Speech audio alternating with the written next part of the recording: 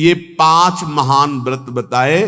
अहिंसा, सत्यमास्तेय, ब्रह्मचर्य, मकलकता, अर्थात मन वचन कर्म से किसी को कष्ट ना देना, सत्य बोलना, सत्य आचरण करना, कभी किसी की चोरी ना करना, ब्रह्मचर्य से रहना, निष्कपट भाव रखना। ये है 5 व्रत मानसिक।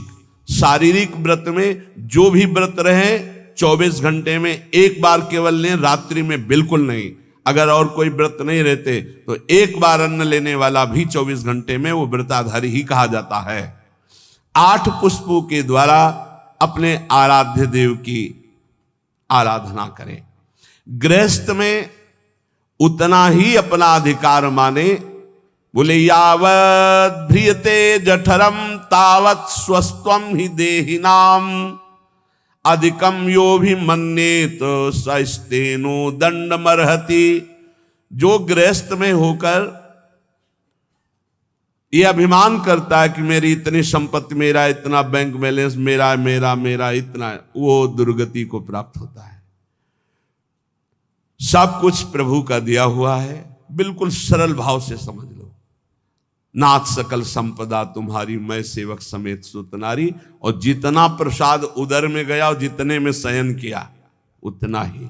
ये सब प्रभु की वस्तु है। जब जहां जैसे प्रभु चाहे वैसा प्रयोग करे। मैं तो सेवक हूं। यदि ऐसा नहीं मानता और अपने को मालिक समझता है तो बोले वो दंड का अधिकारी हो जाएगा, माया फंसाकर उसकी दुर्गति कर देगी।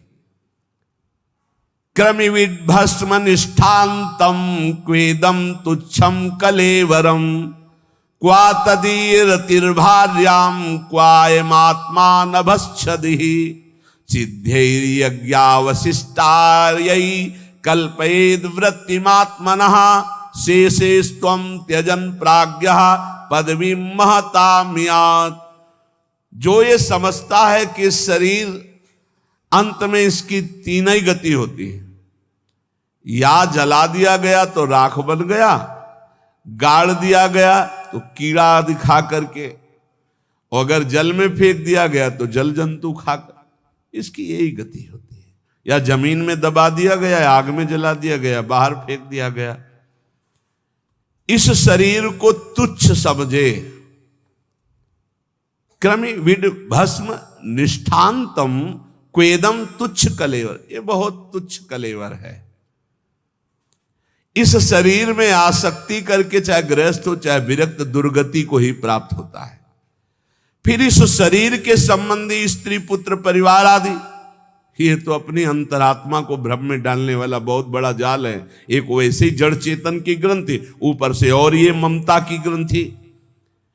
गृहस्थ को चाहिए कि प्रारब्धवशात जो भी आपको प्राप्त हुआ है, धन संपत्ति आदि, वो प्रभु का है ऐसा माने। तो दियम वस्तु गोविंदम तुभ्यमेव समर्पये। और प्रसाद से अपना जीवन निर्वाह करे, उसे यज्ञ अवशिष्ट कहते हैं, भगवान को अर्पित करके। जो बुद्धिमान पुरुष शरीर पर अभिमान नहीं करता, वस्तुओं की प्रभु की मानता है और नाम जप करता है, तो इस शरीर को त्याग कर वो संतों के पद को प्राप्त होता है। कह रहे शेषेस्त्वं त्यजन प्राज्ञः पदवी महताम्यात्। जो संतों की गति होती है वही उस गृहस्थ की गति होती है। चाहे गृहस्थ हो चाहे विरक्त, उनको इन दोषों पर विजय प्राप्त करना ही होता है भगवत प्राप्ति के लिए। असंकल्पात् जयेत कामम क्रोधम काम विवर्जनात् अर्थानर्थे क्षया लोभम भयम तत्वामर्शनात्।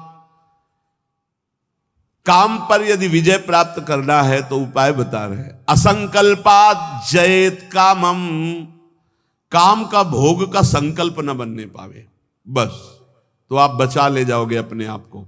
यदि मैं भोगूंगा ऐसा संकल्प बन गया तो आप नष्ट हो जाओगे। प्रायः काम की चतुरता कोई नहीं जान पा रहा है। बहुत ये अंदर का चिंतन किया हुआ विषय आपको परोस रहे हैं, अगर आप पा पाओ। काम मन में, अहम में जो ही आया तो पहले ये हमको लपेटता है। हम समझते हैं मुझे देखना है, मुझे छूना है, मुझे भोगना है। जहां ये आया बस आपका काम खत्म, अब वो अपना काम करवा लेगा।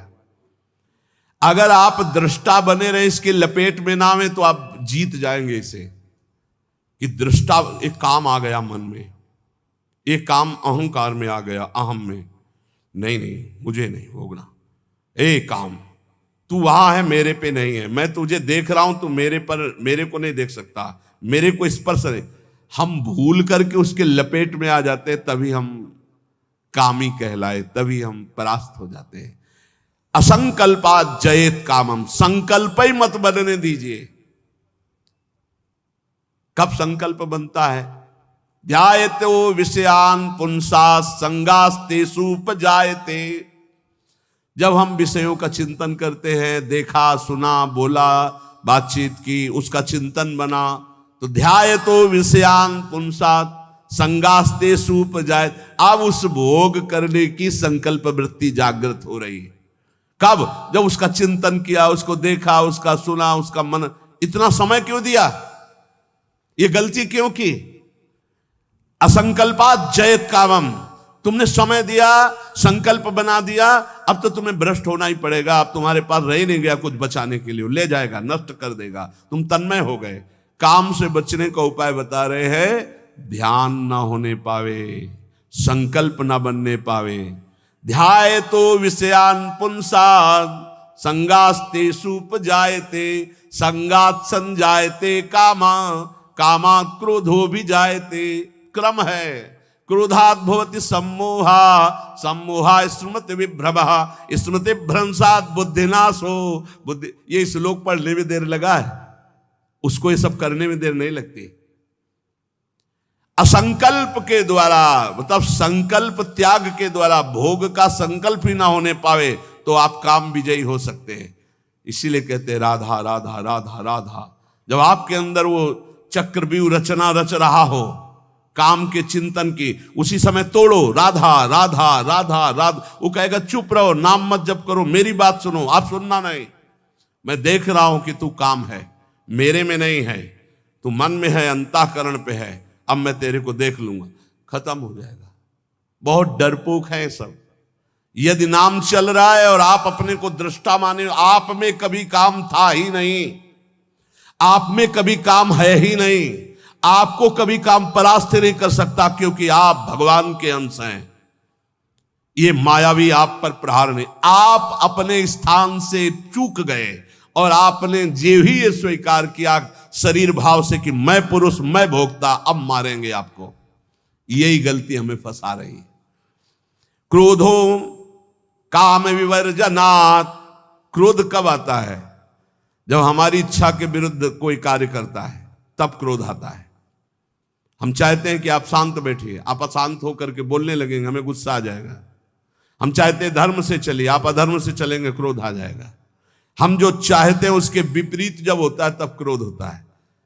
तो ये जो हम चाहते हैं, भले हम धर्म चाहते हैं, शांति चाहते हैं, मंगल चाहते हैं, तो ऐसी चाहत संभाल के कि बाहर अशांति, अंदर अशांति प्रवेश न कर पावे। अगर बाहर कोई अशांत हो रहा है तो जोई जोई प्यारो करे, सोई मोई भावे। शांत, आप तो शांत रहिए, अशांति आपके अंदर न जाने पाए, क्योंकि आप शांत प्रिय हैं। हम क्या करते हैं, बाहर शांति स्थापन के लिए अंदर शांति खो देते हैं। बाहर हमारी इच्छा के विपरीत हुआ कि अंदर हम अशांत हो जाते, गड़बड़ी। बाहर अशांति होने दो, अंदर शांति बनी रहनी चाहिए। हमारे इच्छा के विरुद्ध जब कोई कार्य करता है तो क्रोध आता है। कामना के विरुद्ध जब कोई कार्य होता है तब क्रोध आता है। क्रोध सबसे पहला काम करता है, वो मूढ़ता पैदा कर देता है। क्या कहना चाहिए, क्या करना चाहिए, सब खत्म हो जाता है। मूढ़ता काम करती स्मृति का नाश करने का। मूढ़ता ही फौरन स्मृति का नाश किया। आप कौन है, आपका क्या कर्तव्य, आप क्या कर रहे हैं, भूल गए। और स्मृति नष्ट होते ही बुद्धि भ्रष्ट हो जाती है। और ये सब कहने में देर लगा या सेकंड में हो जाता है। इसीलिए क्रोध को जीतने के लिए इच्छा का त्याग करो। संतुष्टायन के नवा, कैसी भी परिस्थिति हो क्रोध नहीं आना चाहिए। फिर कह रहे हैं लोभम अर्थानर्थे क्षया, ये रुपया ये अनर्थ ही करता है, अनर्थ ही करता है। यदि भगवान का भजन नहीं हो रहा तो ये रुपया अनर्थ पैदा कर देता है। यदि शब्द इसलिए लगाया कि अगर भगवान का भजन हो रहा है तो सुधन धन्य कहा गया, प्रथम गति जात की।